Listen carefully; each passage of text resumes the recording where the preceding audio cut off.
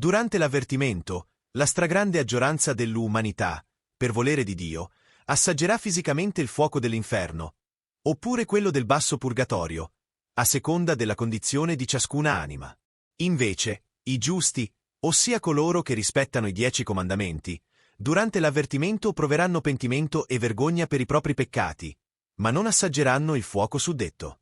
Che l'avvertimento non sarà un evento indolore. Lo riferiscono svariati mistici di diverse epoche e latitudini. Per chi non lo sapesse, l'avvertimento sarà vissuto dalle persone, di tutta la terra, dai 7 anni in su. Dopo l'avvertimento, moltissime persone, consacrati e non, entreranno nella Chiesa rimanente.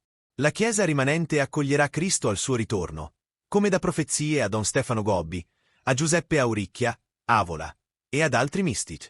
Gli inconvertibili passeranno dai flagelli giovannei all'inferno. Piaccia o meno. Oremus.